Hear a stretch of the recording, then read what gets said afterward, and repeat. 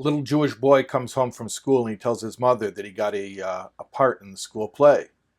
She says, "Oh yeah, Bubala, what part?" He says, "I'm playing the part of the Jewish father." She says, "Oh no, go back to your teacher and tell her you want a speaking part." This week's Parsha, Parshas Haazinu, we read the Song of Haazinu, the song that Moshe taught the Jewish people. And it says, V'yave Moshe, v'yadaber es kol divrei hashira hazeis. Moshe came and he said this entire song, ba'oznei ha'am, in the ears of the people, who, v'Hoshea bin Nun, he, Moshe Rabbeinu, and Hoshea bin Nun. Hoshea bin Nun is the old name of Yeshoshua, of Joshua, before Moshe changed it to Yeshoshua, to Joshua. Okay. So, a couple of questions here, which Rashi deals with. Why did Moshe and Yeshoshua together teach this Song of Haazinu? And Rashi explains, well, there was a reason for that. It was Moshe's way of preparing the people to accept the transfer of leadership from him, from Moshe, to Yeshoshua. So if they would see Yeshoshua taking on a leadership role together with him, helping him to teach the Song of Haazinu, then they would see that Yeshoshua had actually been raised to the level of leader in Moshe's lifetime.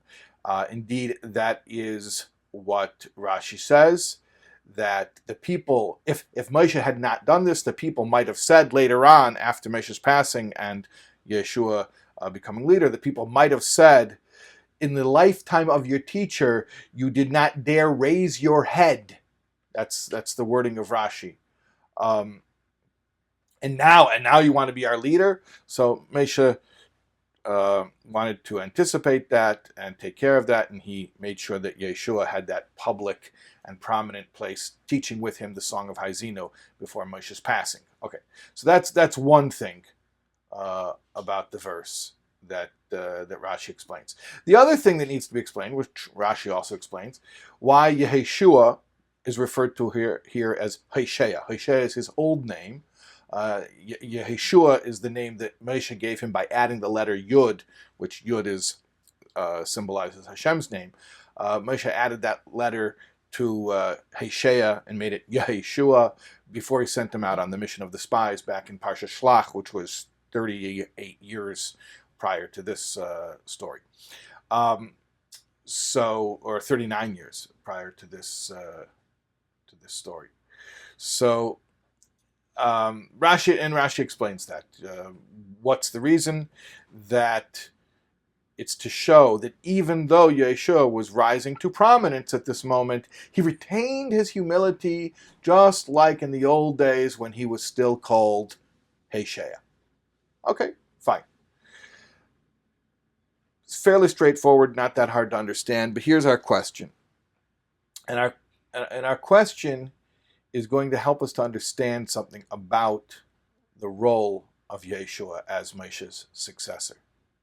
Question is, Rashi, as he often does, gets the basis of his commentary from Medrashim, from the earlier works of the Tanoim. In this case, the commentary here is based on the words of the Sifri. And Rashi changes the language a little bit. Rashi says that the people would have complained if indeed Yeshua had not co-taught the Song of Haazinu with Moshe, and then all of a sudden one day became the leader out of the blue with no previous experience as leader in the lifetime of Moshe. People would have said to him, "Hey, what are you doing? In the lifetime of your teacher, you never even dared raise your head." Lahorim roish is the expression. You never even raised your head, and now all of a sudden you want to be a leader. But that's what Rashi says. That's not the wording in the Medrash that Rashi is basing on. In the Medrash, the people would have said, "Bechayei rabcha lo ha'isa medaber." In the lifetime of your teacher, you never spoke. V'achshav ato medaber, and now you speak. So the original source, the people would have just said to Yeshoshua, hey, you never spoke before, publicly, I mean, and now all of a sudden you're speaking in public?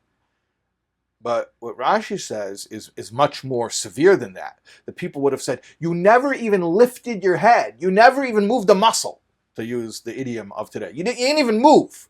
And now all of a sudden you want to move? You want to make a move? You want to draw attention to yourself? So we want to understand why Rashi uses a different language, in fact, a much more intense language than the Medrash that he is basing himself on. Okay. So, I want to tell you a story. In the 1930s, when the Lubavitcher Rebbe and his Rebbetzin were living in Berlin and in Paris, the Rebbe was sent on many missions by his father-in-law, the Frierdiker Rebbe, the Rebbe Rayatz, Rebbe Yosef Yitzchak. And one of these missions was a shlichus to go to Vilna. Vilna, which was the bastion of Torah scholarship in Lithuania, and also traditionally had been the seat of opposition to Chassidus. But there was a particular matter of communal affairs which required a sort of a coalition of Hasidim and Misnagdim. So the previous Rebbe sent his son-in-law to Vilna to get the signature of Reb Chaim Eiser, who was Rosh Yeshiva and a Rav of Bezdin in Vilna. So the Rebbe arrived in Vilna, and it happened at that time that Reb Chaim Eiser was meeting with another great Torah luminary of the time, Reb Baruch Ber.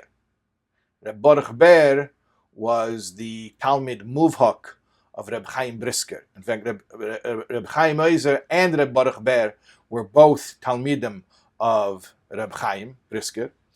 And Reb Baruch Ber was visiting Reb Chaim Eiser on this particular occasion. The Rebbe was sitting on a bench waiting in the hallway to be admitted to Reb Chaim Eiser's office. And as the Rebbe was sitting there, some Bachrim, they saw a visitor, and they immediately discerned he was Hasidic, and they decided to start harassing him. You know, there's a long-standing stereotype that the Hasidim don't learn. You know, they're not Torah scholars. So these young men from Vilna, they started asking the Rebbe questions about Torah scholarship, Talmudic questions. And the Rebbe did not answer. The Rebbe didn't say a word to them. And they were harassing him mercilessly. And the Rebbe didn't say a word, nothing. Now, Reb Chaim Eiser opened the door and he was watching this. He was seeing what was happening. So he told the Rebbe, come in. So the Rebbe got up, came inside, and as soon as they closed the door, the Rebbe said, by the way, this and this and this question that they asked me, here are the answers. And the Rebbe gave astoundingly clear answers to these questions that these Bacham had been asking him out in the hallway. So Reb Chaim Eiser says to the Rebbe, he says, clearly you were able to answer. Why didn't you answer outside when those guys were harassing you? So the Rebbe told Reb Chaim Eiser, I was sent on a shlichus by my father-in-law. And that shlichus is to come here and get the Rav's signature. Answering those guys in the hallway was not part of my shlichus. That wasn't part of my mission. That's not the mission I was on. So I didn't answer them. Now, when I saw that you saw that they were asking me questions and I couldn't answer the questions, or you thought I couldn't answer the questions because I wasn't answering, I knew that could actually affect the mission. Because maybe if you thought that I'm an ignoramus, you wouldn't want to sign my father-in-law's letter. So therefore, I had to show you that I could answer, because that's part of me doing my shlichus, doing my mission for my father-in-law. But to answer those guys, it had nothing to do with my mission. That's why I didn't answer. At any rate, at that same time, as Reb Chaim Ezer took the letter and was reading the letter before signing, Reb Baruch Ber continued to speak to the Rebbe about learning, and was so enthralled, so astounded. Reb Baruch Ber finally said to the Rebbe, "Younger man, come with me, and I will make you the biggest gadol in the Litvisher world." And the Rebbe apologized and said, "I'm sorry, but I have my mission. I have my shlichus in life, and it is to work for my father-in-law." And at this moment, Reb Baruch Ber began to cry. By the way, how do we know this? How do we know such a story? We know the story because there was a mashgiach in RJJ, in the yeshiva in the Lower East Side, Reb Shaya, who was the misharis, who was the personal attendant of Reb Baruch Ber. He was there, he saw this, and he eventually, when he was on the Lower East Side in Manhattan, he shared this story with a couple of Bachrim. The whole story about why he shared it with them, because these Bachrim they snuck out to go to a Fabrengen in 770, and then he shared this, Reb Shaya shared this story. So that's the story I wanted to tell you. And the point of it is, the Rebbe's complete bittul, self-effacement to his father-in-law, to his Rebbe. That when he was on a mission of his father-in-law, that's it. That's it. That's all there was, nothing else. Now, if that's how the Rebbe was when he was on a mission of his father-in-law, imagine how the Rebbe was when he was in the presence of his father-in-law. Well, actually, we don't have to imagine because it's well documented. And everyone who saw the Rebbe in the presence of his father-in-law saw that the Rebbe was completely, he made himself like a non-entity.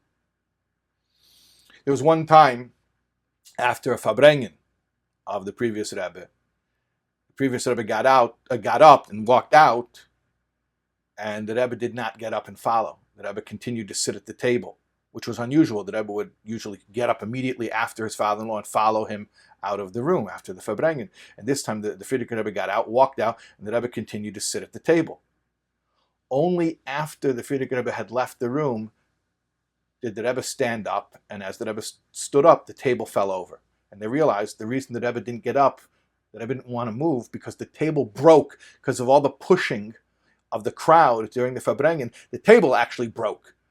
And the Rebbe had been holding up the table the entire time and didn't want to even let on that that's what was going on. And when the Frierdiker Rebbe finally got up and left the room, then the Rebbe got up and the table fell. The Rebbe had been holding up the table the entire time.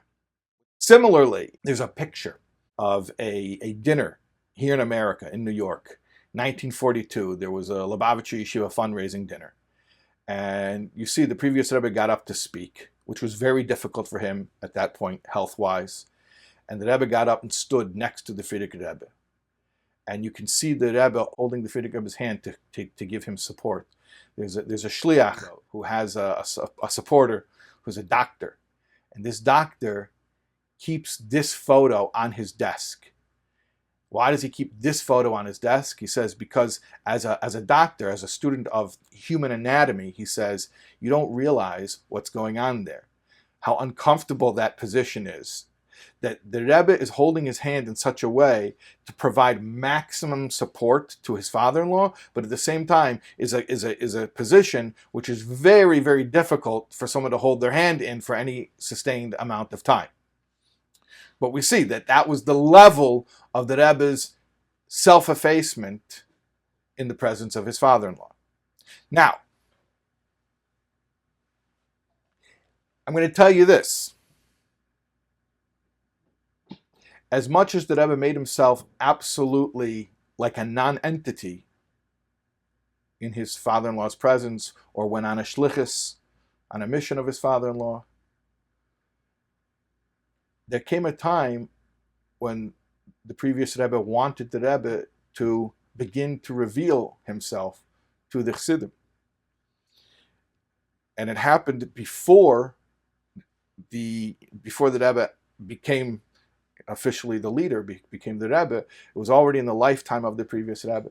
And one of those major turning points was actually in 1931.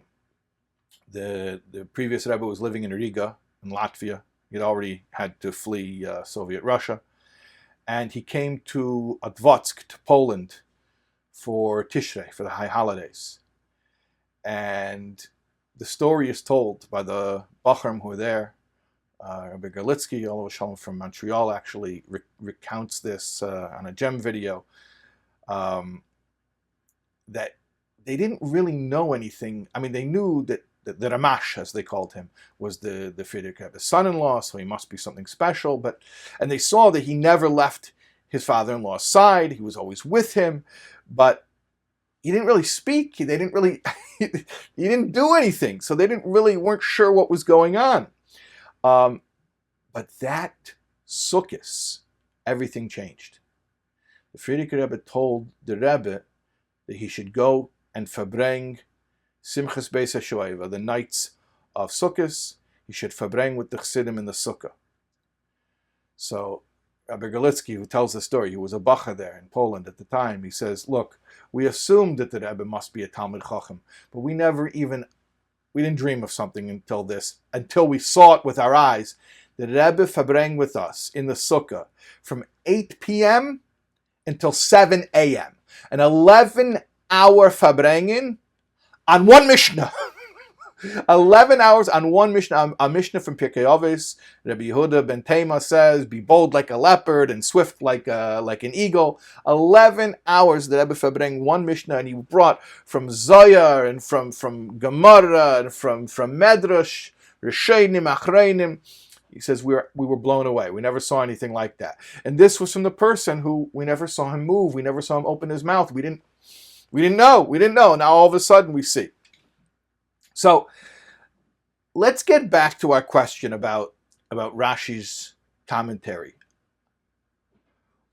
from this week's Parsha.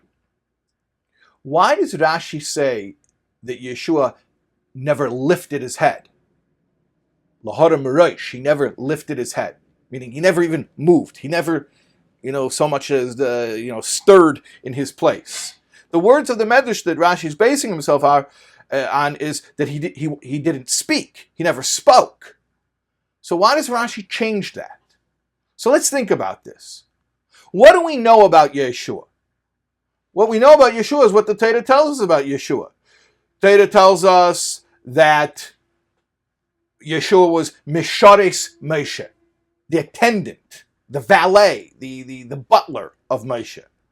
What do we know about Yeshua? We know that he was Nar. They called him Nar. Nar means a boy. A boy, LaYamish Miteicha Oyel, who didn't leave Moshe's tent. Okay, he was 56 years old when the Torah calls him Nar, a boy, but that was his level of self-effacement to Moshe. He was the boy, he was the attendant, the lad, the servant who never left Moshe's side.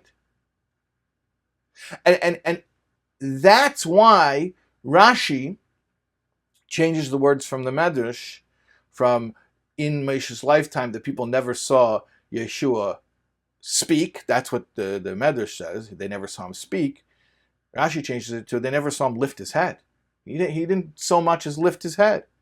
Why does Rashi make this change? Because Rashi's point isn't that Yeshua didn't have previous public speaking experience. That wasn't the point. The point wasn't that he never got up to the dais and spoke. The point was that what people saw of Yeshua in Moshe's lifetime, they didn't see him move. They didn't see him move. So they had no idea what he was capable of. So all of a sudden, when he became leader, we never saw this guy even so much as move. And now all of a sudden he's leader. So Moshe wanted to show in his lifetime that Yeshua was indeed a fitting successor. And that's why they taught the Song of Haazinu together. By the way, think about when it talks about the method of Torah transmission, the Messiah. It talks about it in the Gemara in Erevin, that what was the order of teaching? It says Moshe would learn from Hashem, and then Aaron would come in, and Moshe would teach the lesson to Aaron. Then Aaron would move away, and he would sit at Moshe's left side, and then Aaron's sons would come in, Elazar v'Isamar, and Moshe would teach them. And then they would move to the side, Elazar would sit at Moshe's right, and Isamar would sit at Aaron's left, and then the Zakenim, the elders, would come in, and Moshe would teach them. So then the elders would move aside, and then the entire nation would come in, and Moshe would teach them. So it comes out, the Gemara says, that the entire nation learned the lesson once from Moshe. The Zakenim, the elders, learned twice from Moshe. Aaron's sons learned 3 times from Moshe. And Aaron himself learned 4 times from Moshe every lesson. So I want to ask you a question. Where was Yeshua when all this was happening? How many times did Yeshua learn each lesson? Well, we know that Yeshua literally never left Moshe's side. He never budged from the tent.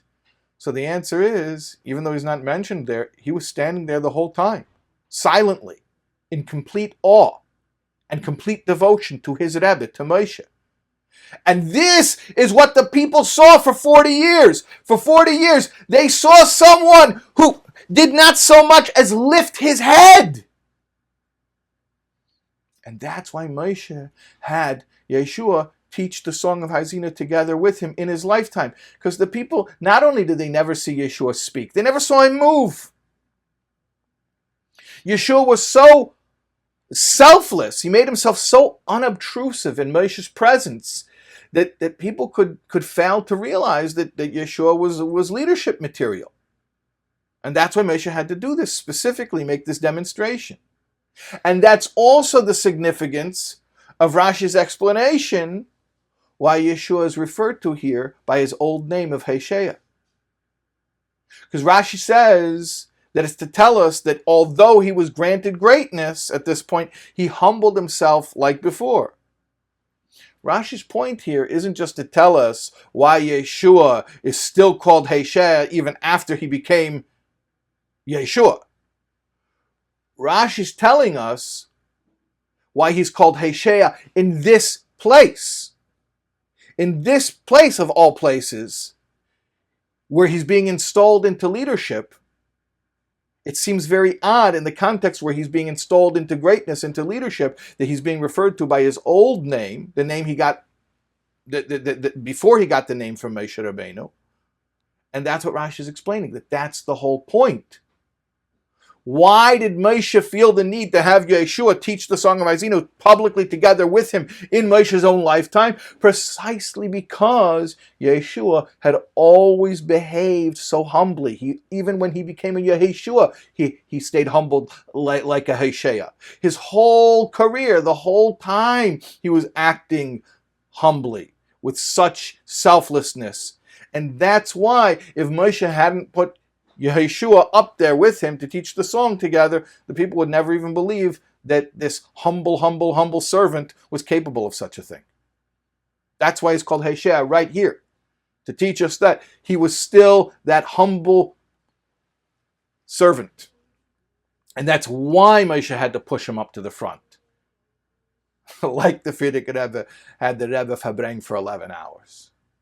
If I can draw a comparison. That, by the way, I should just, for sake of transparency, this lesson is based on a Sicha from Likkutei Sichos, from Chelik Chof Tes, volume 29 of Likkutei Sichos. These stories are my additions. I'm humbly offering them as a possible parallel, and it should be taken, with that level of authority. Meaning, it's just I'm drawing a parallel. However, I will share with you what it does say in the Sicha, in the original Sicha. And that is the Hera, the lesson, the moral of the story. What point should we take away from this whole story about Yeshua? Here's the Hera that the Rebbe gives. The days following Rosh Hashanah that we're in right now, the Jewish people have just crowned Hashem as king. We just made Hashem king over the entire universe again for another year. That's very powerful. We're very powerful that we're able to get Hashem to be king of the world for another year. So we might become haughty because we realize how much power we have. So just like Yeshua humbled himself, we also have to have humility. We have to realize, even though we have this power as Jews to make Hashem be king, that shouldn't make us haughty. That should give us an even greater measure of humility. Or like the Alter Rebbe says, the closer you are to Hashem, the more distant you realize you are. The closer you are, the more humble you become. The humility becomes a vessel for receiving all the blessings from Hashem, which then assures us a good, sweet, healthy, happy New Year. Gmar Chesima Tova to one and all.